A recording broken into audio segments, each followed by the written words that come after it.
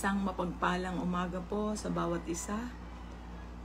Ang live devotion po na ito ay nagbubuhat dito sa Calamba, District 6, sa pangunguna po ni Pastora Cheryl Manansala, ni Pastor J. Manansala. Isang mapagpalang umaga po sa ating lahat. Tayo po ay magpasimula sa pananalangin. Hallelujah. Hallelujah. Salamat po sa inyo, Panginoon. Salamat po sa isang napakagandang umaga, Panginoon, na patuloy mong ipinagkakaloob sa iyong mga anak.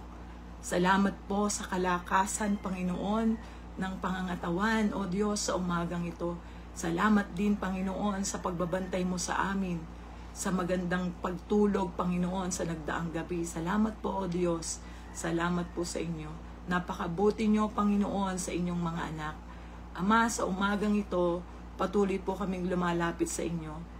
Ano man, O Diyos, ang iyong mga salita na mahayag sa umagang ito, ano man ang aming pagsasalusaluhan, Panginoon, patuloy na kayo ang mataas, kayo ang mahayag, Panginoon, at mangyari ang kalooban mo sa buhay ng bawat isa sa amin. Salamat po, Panginoon. Maabot mo, Panginoon, ang bawat kalagayan ng aming mga kapatid sa umagang ito. At anuman ang sitwasyon, patuloy naroon, O Diyos, ang kapayapaan, ang kapanatagan, sapagkat alam namin, Panginoon, na hindi mo kami iiwan, hindi mo kami pababayaan. Sasamahan mo kami habang kami ay narito sa mundong ito, Panginoon. Ingatan mo kami sa iyong mga kamay at patuloy mo kaming ililigtas, Panginoon, sa kapahamakan. Maraming salamat, O Diyos. Sa iyo po ang papuri sa pangalan ni Jesus. Amen. Hallelujah. Isang mapagpalang umaga po muli, mga kapatid, sa pangalan ng ating Panginoon.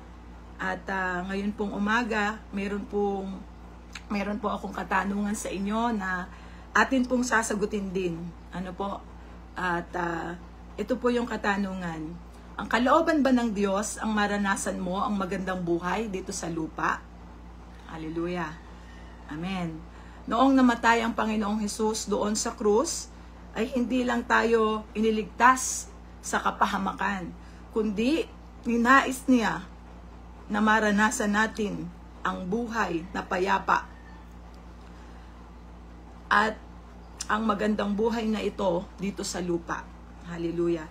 Sabi po ng kanyang mga salita sa Juan, Kapitulo 10, talatang 10, yung pinaka ikalawang bahagi na po. Ang sabi po doon,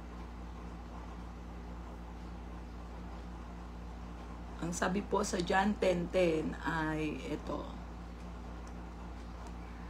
Naparito ako upang ang mga tupa ay magkaroon ng buhay na masaganang lubos. Hallelujah. Yan po ang layunin ng Diyos. Kasama po talaga sa kanyang layunin, hindi lang yung iligtas tayo sa kapahamakan, kundi ang maranasan natin ang masaganang buhay na masaganang lubos. Hallelujah. Ang nais ng Panginoon ay maranasan natin ang kasaganaan ng buhay dito sa lupa. Mga kapatid, kasama dito ang pagbibigay halaga natin sa mga bagay na ipinagkatiwala sa atin ng Panginoon. Una sa lahat ng ating buhay, ayon sa isang kasabihan, mahalin mo ang iyong buhay at mamahalin kanito pabalik.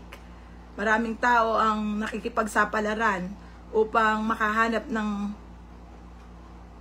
kaligayahan, ngunit sa huli ay kabiguan ang nararanasan.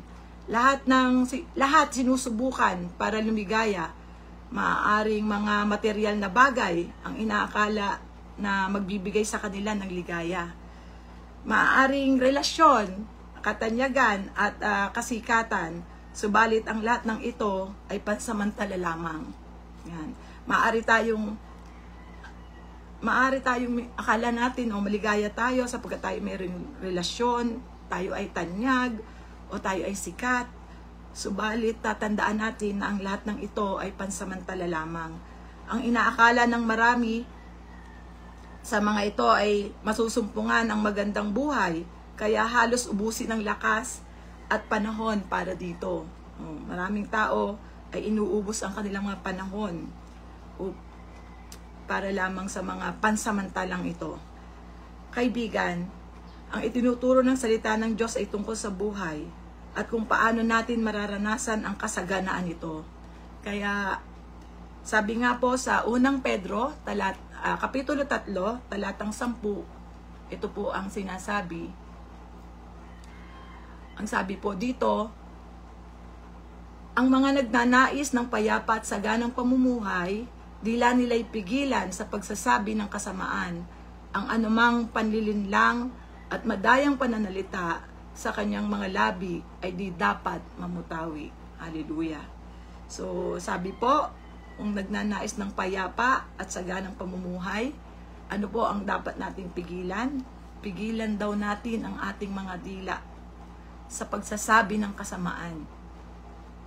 At anumang panlilinlang at madayang pananalita ay huwag lumabas or mamutawi sa ating mga labi. Hallelujah. Nagkakaroon ng revelasyon si Pedro patungkol sa buhay, katulad din ng relasyon ni David. Sabi sa revelasyon ni David sa awit, sa sinulat niya sa awit,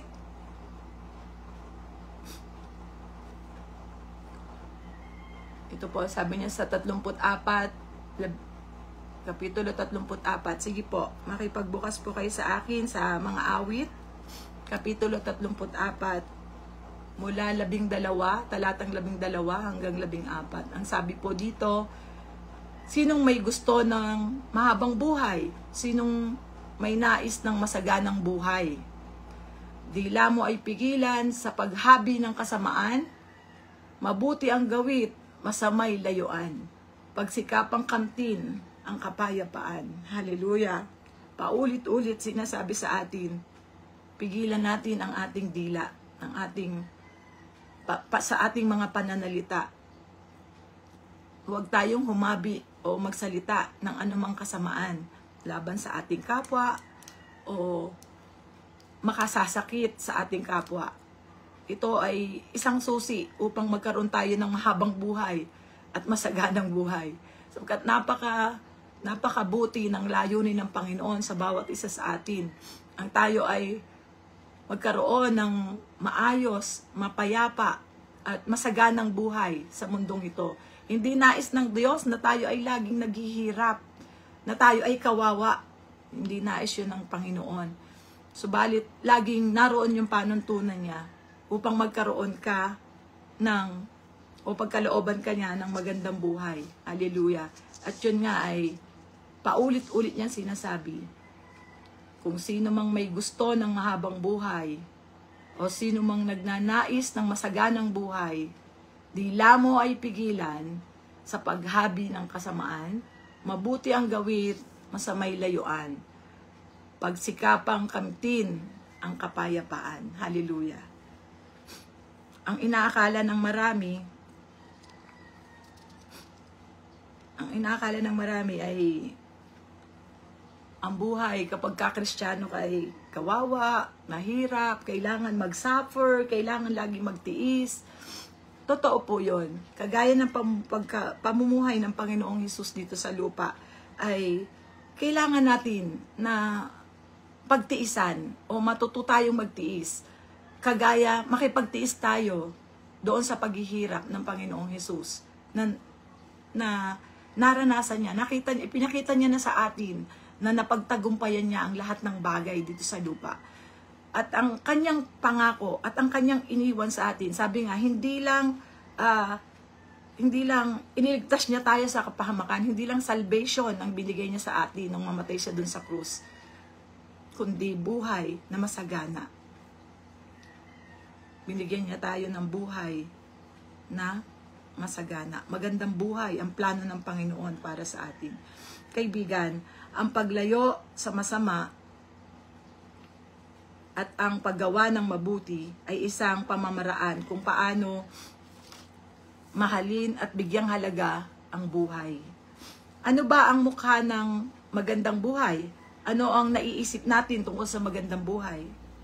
Paano nga ba natin i-describe ang magandang buhay? May binanggit si Haring Solomon sa aklat ng Kawikaan, Kapitulo 3, talatang 13 hanggang 18. Ito po yung sinasabi ng Biblia tungkol sa magandang buhay. Hallelujah. Ito po ang sinasabi dito. Kawikaan 3:13 hanggang 18. Ang sabi po dito, mapalad ang isang taong nakasumpong ng karunungan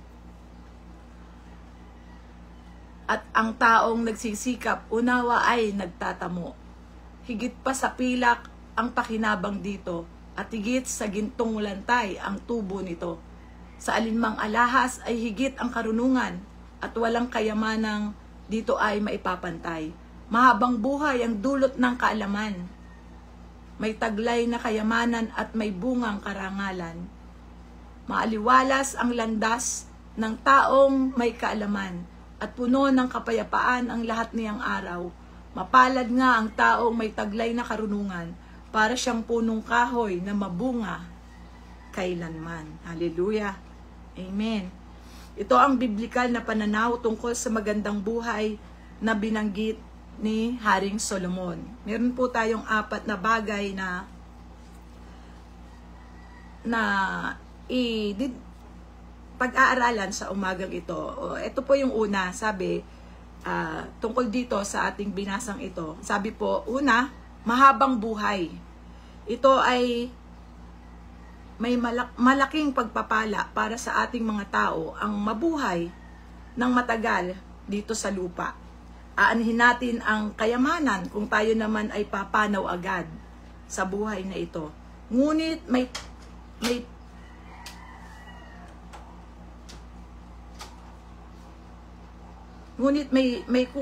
kung may pagpapabaya po tayo sa ating buhay na ito, ano po ang mangyayari?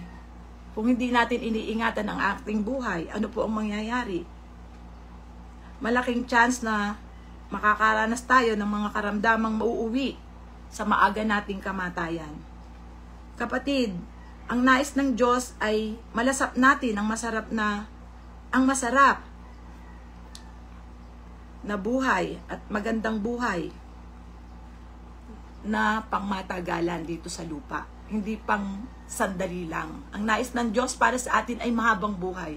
Masagana at mahabang buhay. Hallelujah. Ngunit ang nakalulungkot, maraming tao ang hinahayaan na lang na masira ang kanilang kalusugan. Hallelujah. Isa po sa napakahalagang bagay ay yung iniingatan natin ay yung ating kalusugan. Ano po? Kung minsan kahit bawal, alam natin na bawal, pero gusto natin gusto ng ating laman, gusto ng ating panlasa. Kaya hindi natin kayang pigilan. Subalit may panukala po, may sinasabi ang Diyos na kung gusto natin ang mahabang buhay, kailangan natin na supilin ang ating mga sarili. Ano po?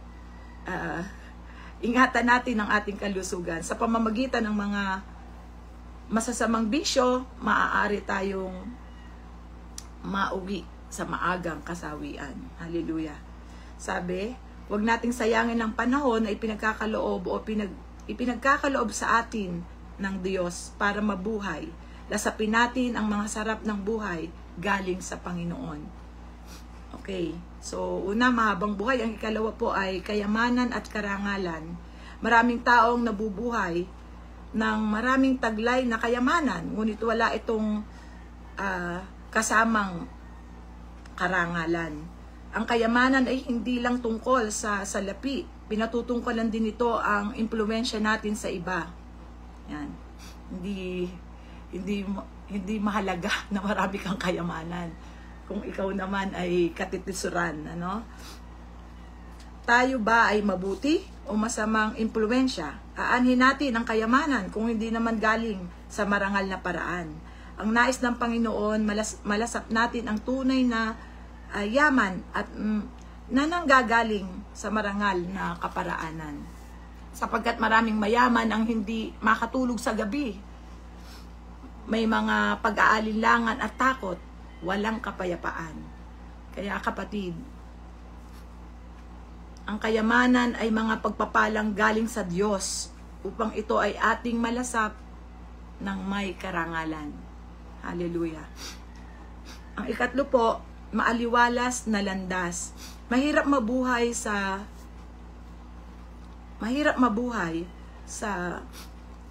malabong hinaharap. Hindi natin sigurado kung ano yung ating nilalakaran. Matatakpan ito ang magandang plano ng Diyos sa ating mga buhay.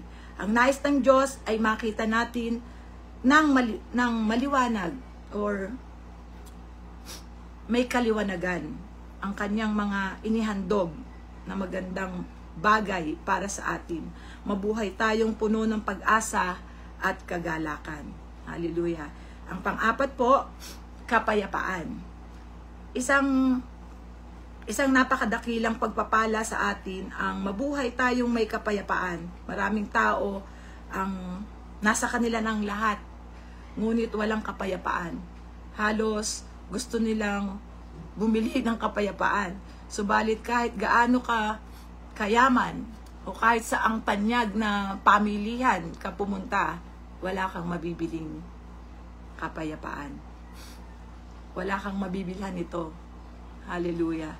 Ito ay nagmumula lamang sa Panginoon. Sapagkat ang tunay na kapayapaan ay sa Diyos lamang ang pinanggagalingan. Hallelujah. Balikan po natin muli yung binasa natin kanina sa unang Pedro, talatang 3:10. Sabi po dito,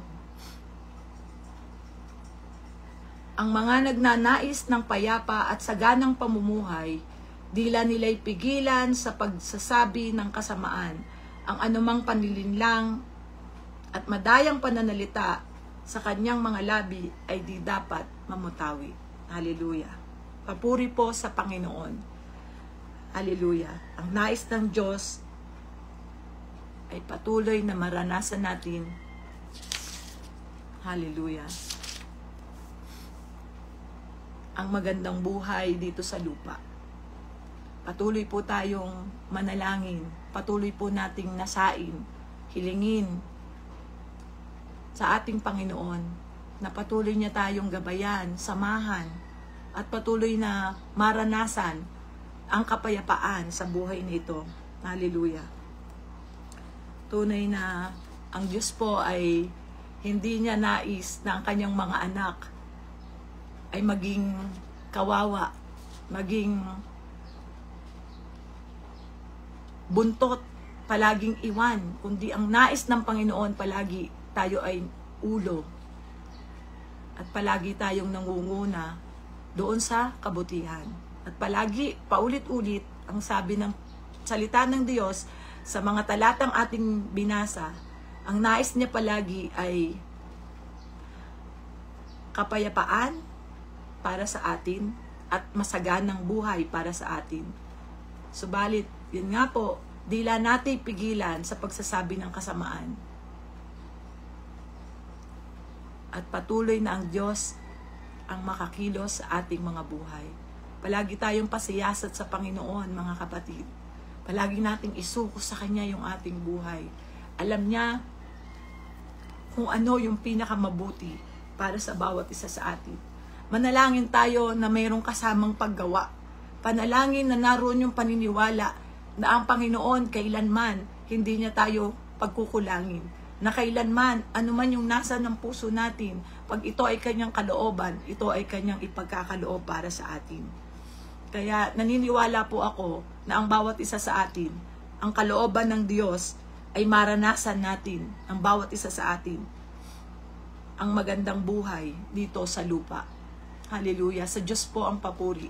Tayo po ay manalangin. Hallelujah. Panginoon, maraming salamat po sa inyo sa umagang ito. Salamat po, Panginoon, sapagkat alam namin na ang nais mo para sa bawat isa sa amin ay kasaganaan sa buhay na ito. Hindi lang kaligtasan, Panginoon, ang ibinigay mo sa iyong mga anak, kundi kasama nito ay ang kasaganaan ng buhay, Panginoon, dito sa lupa. Opo, Panginoon, ang mundo ay pasama, ang mundo ay pagulo, ang mundo ay pasira. Subalit naroon ka, Panginoon, na nangako sa iyong mga anak na sa kabila ng kaguluhan, sa kabila ng kasamaan ng mundong ito, kami, Panginoon, na iyong mga anak ay tatayo. Mamumuhay, Panginoon, ng sagana. Tatayo, Panginoon, sa inyong katwiran. Mamumuhay, O Diyos, na palaging naroon, O Diyos, ang kapayapaan. Naroon ang kasaganaan, sapagkat ang buhay namin, Panginoon, ay nakaangkla sa inyo at nanggagaling sa inyo.